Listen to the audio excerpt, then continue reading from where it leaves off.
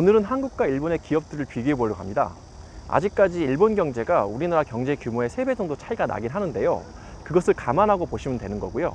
일본 기업들이 어디에 어떤 분야에 치중을 하고 있는지, 한국 기업들은 어느 분야에 치중을 하고 있는지, 그리고 그 규모와 체급 차이를 알아보고요.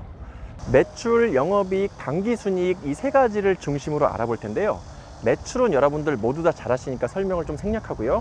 영업이익은 매출에 생산과 관리 비용을 뺀 나머지 어느 회사가 그 사업을 제대로 잘 하고 있느냐, 그래서 수익이 남느냐를 말씀드린 거고요.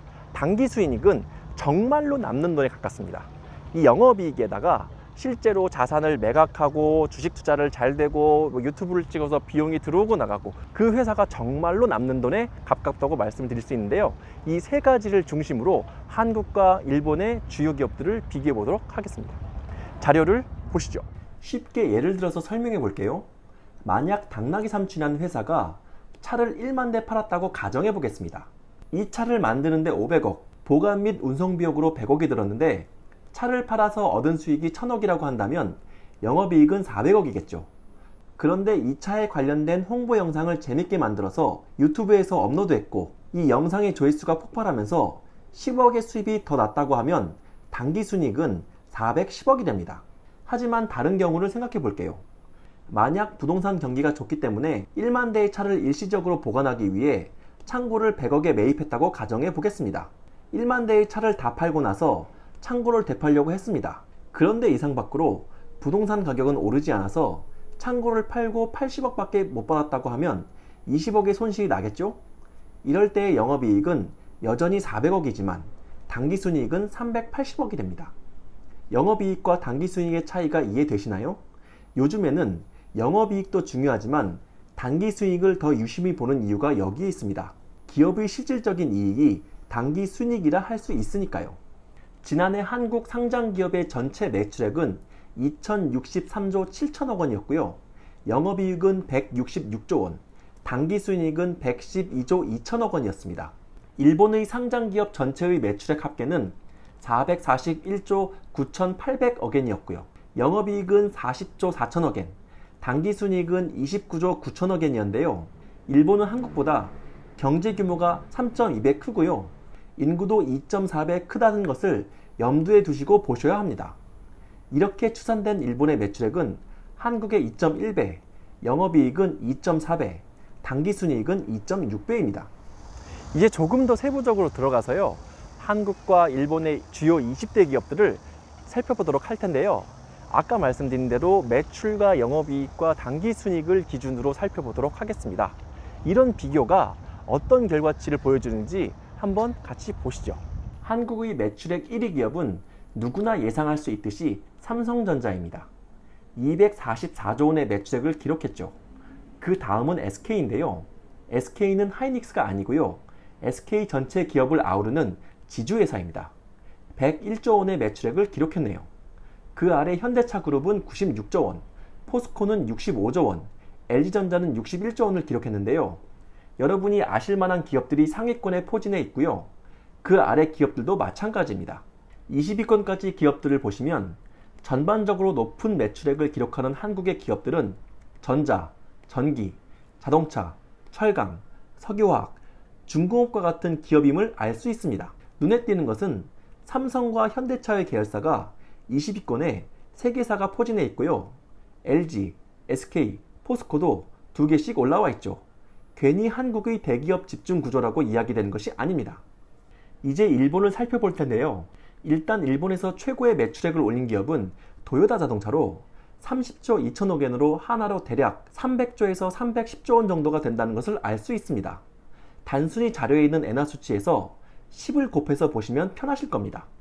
2위는 강제징용으로 문제가 되고 있는 전범기업 미쓰비시 상사로 상사라는 말이 붙었지만 SK와 같이 지주회사의 격의 회사로 보시면 편하실 듯 합니다. 16조 1천억엔의 매출을 기록했네요. 3위는 혼다로 15조 8천억엔이고요. 4위가 특이한데요. 일본 우정이라고 되어 있습니다. 이게 대체 뭐지? 라는 생각을 하시는 분도 있을 텐데요. 일본 우체국입니다. 일본은 고이즈미 정권 당시 우체국을 민영화했는데요. 그 우체국이 상장되고 있고 4위를 차지하고 있죠. 무려 12조 7천억엔. 한국에 오면 2위 규모의 매출액을 기록했는데요. 특이하게도 기업 분류가 금융으로 되어 있죠. 그 이유는 일본 우정은 단순히 우체국 업무만 보는 것이 아닙니다. 일본 국민들 예금 대부분이 이곳에 있는 것이죠. 그리고 그 다음 5위는 NTT가 있는데요. NTT는 한국으로 따지면 KT와 같은 위치의 기업입니다. 예전 한국통신과 같이 일본 전신 전화가 민영화된 것이죠. 일본의 매출액 상위권 기업들을 살펴보면 우리랑은 약간 다른데요. 자동차, 전자, 전기 산업의 기업들이 상위권에 올라와 있는 것은 비슷한데 한국이 금융사가 2개인데 반해 일본은 4개나 있고요. 소비재 기업이 2개나 올라와 있죠. 한국은 CJ그룹 정도가 소비재를 담당하고 있다고 할 수 있지만요. 게다가 NTT와 소프트뱅크와 같이 통신회사 역시 내수기업인데요. 한국은 SK 한기업이 순위권에 올라와 있는 것을 볼 때 전체적으로 일본은 내수기업들이 매출액 상위권을 차지하고 있는 것을 알 수 있습니다.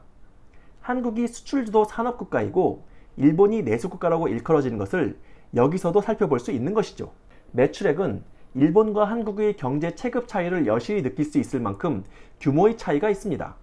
하지만 한국의 20대 기업의 매출액 합산이 1125조 원, 일본 20대 기업의 매출액 합산이 214조 2천억 엔으로 일본이 한국이 1.9배 정도 되는 규모로 경제 규모로 봤을 때는 그리 크게 차이가 나지 않는다는 것을 알 수 있죠. 그 다음은 영업이익을 살펴볼 텐데요. 한국의 영업이익 1위 기업은 역시나 삼성전자입니다. 무려 59조 9천억 원을 기록했는데요. 2위 SK하이닉스의 20조 8천억 원의 2배가 넘습니다. 그런데 3위와 2위의 격차는 더 엄청납니다. 한국 산업비 중에서 반도체가 얼마나 큰 비중을 차지하는지 아실 수 있으시겠죠? 미중 무역 분쟁으로 인해 침체된 반도체 경기와 한국 경제가 연동될 수밖에 없는 이유가 여기에 있습니다. 이제 3위를 알아볼 텐데요. 포스코가 5조 5천억 원을 기록하고 있네요. 4위는 SK인데요. 4조 6천억 원으로 SK하이닉스와 쌍끌이를 하고 있죠. 5위는 신한지주로 4조 5천억 원의 영업이익을 기록했습니다. 전반적으로 영업이익에 있어서는 금융회사가 많다는 것을 알 수 있습니다. 그 이외에는 GS나 CJ를 제외하면 한국의 20위권 기업들 중 소비재 기업들은 그렇게 많지 않은 것을 알 수 있습니다. 여기서 잠깐 다른 업종의 기업들보다 금융업종들의 기업의 수익성이 높은 것을 설명해 드릴 텐데요. 우선 설비 투자에 대한 지출 비용이 적습니다. 그리고 기본 수익이 이자를 바탕으로 하기 때문에 적자가 날 가능성 또한 적고요. 또 그리고 산업의 변동성이 조금 다른 산업들보다 훨씬 더 안정되어서 수익성이 다른 업종의 기업들보다 좋은 편입니다. 다음은 일본을 살펴볼 텐데요. 일본의 상장사 중 영업이익 1위 기업은 도요타 자동차가 아니고요. 미쓰비시 UFJ 파이낸셜 그룹입니다. 5조 6천억 엔을 기록했네요. 그냥 단순히 미쓰비시 은행이라고 하면 쉬운데요. 합병을 통해 탄생한 엄청난 규모의 메가뱅크입니다. 참고로 미국의 투자회사 모건 스탠리 아시죠? 모건 스탠리의 최대 주주가 이 은행입니다. 2위는 미쓰이 스미모토 파이낸셜 그룹으로 4조 5천억 엔을 기록했습니다. 이 은행 역시 합병으로 만들어진 메가뱅크이고요. 미쓰이와 스미모토 모두 전범 기업입니다. 참고로 일본의 메가뱅크는 한국의 메가뱅크인 우리은행을 훨씬 넘어설 정도로 큰 규모입니다. 일본의 메가뱅크 이야기는 곧 영상으로 찾아뵙겠습니다. 3위가 도요타 자동차인데요. 3조 7천억 엔을 기록했죠. 매출이 1위인데 영업이익은 3위인 것을 보면 자동차 산업의 부가가치가 그렇게 높지 않다는 것을 알 수 있습니다. 4위는 NTT로 2조 4천억 엔, 5위는 제일생명홀딩스라는 보험회사로 1조 6천억 엔입니다. 일본 역시 영업이익 상위 기업 중 금융사가 많은 것이 눈에 띄는데요. 한국과 같이 7개 회사가 들어있네요. 그런데 일본은 영업이익 측면에서 볼 때 유난히 내수기업들이 많이 포진해 있습니다. 그러니까 한국의 SK텔레콤, KT, LG U+ 같은 통신회사가 3개 모두 포진해 있습니다. 참고로 소프트뱅크 그룹과 소프트뱅크의 차이는 지주회사가 소프트뱅크 그룹이고 소프트뱅크는 통신업만 하는 계열사입니다. NTT 역시 지주회사가 NTT이고 NTT 도코모가 계열사인데 1985년 민영화 이전에 일본 전체 통신망을 쥐고 현재도 수익을 내고 있는 NTT 역시 통신사라고 볼 수 있습니다. 참고로 NTT 민영화 당시에도 일본은 세계 제2위의 경제 대국이었기 때문에 한국의 KT 민영화는 비교 불가의 기반 시설을 가지고 있다는 것을 알 수 있죠. 일본 영업이익 상위 기업 중에 또 눈에 띄는 것은 동일본 여객철도와 도카이 여객철도인데요. 이것도 1987년 일본 국유철도를 지역별로 찢어서 민영화한 것입니다. 결국 일본의 영업이익 상위 20개사 중에서 금융, 내수기업, 민영화 기업들을 제외하면 7개 기업밖에 되지 않는데요. 아베 정권이 양적 완화 정책을 시행하며 수출 강화 정책을 펴는데도 결과물이 이렇다면 좀 이상하지 않은가요? 아베노믹스의 허상을 이곳에서도 엿볼 수가 있습니다. 한국 영업이익 20대 상위 기업의 영업이익을 합산해보면 대략 130조 원 정도이고요. 일본은 320조 원 정도라는 것을 알 수 있습니다. 대략 2.4배 정도로 일본이 높습니다. 일본의 인구가 한국의 인구보다 2.4배 정도 많다는 것을 감안한다면 거의 대등하다고 할 수 있는 수준이죠. 이제 마지막으로 당기순이익을 살펴볼 텐데요. 한국의 경우 역시나 1위는 삼성전자 44조 3천억 원이고요. 2위는 SK하이닉스 15조 5천억 원으로 역시나 반도체가 쌍끌이네요. 3위는 SK가 6조 1천억 원, 4위는 효성으로 3조 4천억 원, 5위는 신한지주 3조 2천억 원인데요. 금융사가 영업이익과 당기순이익이 높을 수밖에 없는 이유는 앞에서 설명했습니다. 효성의 경우 계열사 분리로 인한 일시적인 이익이 발생하면서 작년 역대급 순위로 뛰어올랐었네요. 그런데 당기순이익 상위 기업들을 보면 영업이익과는 다르게 한국의 기업들은 6개 회사를 제외하고 죄다 수출 기업임을 알 수 있습니다. 수출이 얼어붙으면 한국 경제가 살아나지 않는 이유입니다. 현재 위기인 것처럼 보이는 것도 바로 이런 이유에서 비롯된 것이죠. 그렇다면 일본은 어떤 기업들이 상위에 있을까요? 1위는 도요타 자동차입니다. 1조 8천억 엔을 기록했는데요. 이상하지 않나요? 일본의 1위 기업인데 삼성전자의 3분의 1 정도밖에 되지를 않네요. 그리고 2위는 소프트뱅크로 1조 4천억 엔, 3위가 도시바로 1조 엔인데요.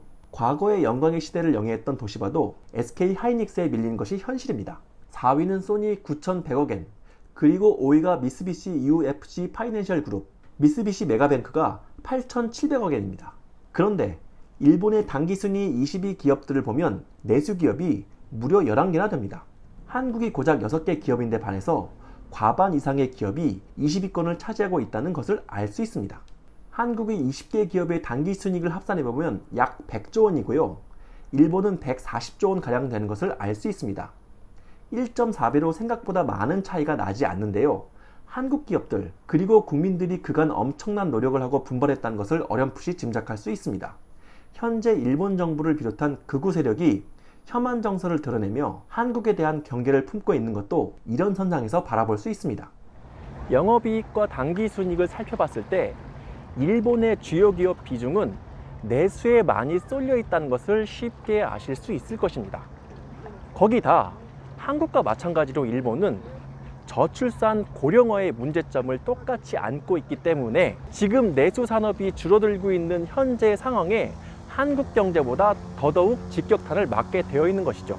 물론 한국도 심각합니다. 하지만 내수의 규모가 작은 데다가 한국은 수출 주도 개방형 국가이기 때문에 일본보다 현재 경제 구조에서는 이런 부분에서는 분명 유리한 것입니다. 수출도 마찬가지입니다. 일본의 수출은 크게 두 가지로 나눠질 수 있는데요. 견고한 자동차 산업과 소프트뱅크를 중심으로 한 IT 산업인데요. 사실 소프트뱅크는 아주 전형적인 삼성전자, SK하이닉스 같은 IT 기업으로만 볼 수가 없습니다. 거기다가 수출 채산성도 한국의 IT 기업들보다 훨씬 떨어지고요. 마지막으로 남아있는 것들이 자동차 산업이라고 볼 수가 있는데요. 일본의 자동차 산업이 흔들리게 된다면 일본 수출 산업 전체가 휘청이게 되는 가장 큰 시발점이 될 것입니다. 앞으로 다가올 전기차와 수소차, 자율주행차 등 자동차 산업의 신지각 변동에서 90년대 일본의 IT 산업이 그랬듯 다시 적응하지 못하면 일본 경제는, 일본의 수출은 상당히 어려워질 가능성이 큽니다. 그리고 또 한 가지 바꿔서 생각해보죠. 일본의 전자 소재 산업, 지금 이제 일본의 IT 산업 중에 유일하게 몇 개 안 남은 산업 중에 하나인데요. 그것이 지금까지 유지가 가능했던 이유는 한국과 중국과 같은 사줄 수 있는 바이어들이 아주 근접하게 붙어 있었기 때문입니다. 그런데 어떻게 됐죠? 2달 전 수출 규제가 불거지면서 한국은 지금 자체적인 생산에 대한 부분들을 계속 확인하고 추진하고 있는 방향이죠. 이 부분도 1년, 3년, 5년 시간이 지나가면 분명 일본 경제, 수출 경제에 영향을 줄 가능성이 큽니다. 게다가 일본이 수출을 하는 상황도 지금 녹록치 않습니다. 110엔대에 있던 엔화가 최근 105엔대를 붕괴 한 해 만에 하고 있는 상황이기 때문에 일본을 둘러싼 수출 환경은 그리 녹록치 않다고 말씀드릴 수 있겠습니다. 그렇다면 한국 경제는 문제가 없을까요? 물론 있습니다. 보호무역 기조가 확산된 현재 가장 큰 피해를 보고 있는 국가가 한국입니다. 하지만 돌이켜보세요. IMF 외환위기 때 한국의 경제 규모는 5,500불이었습니다.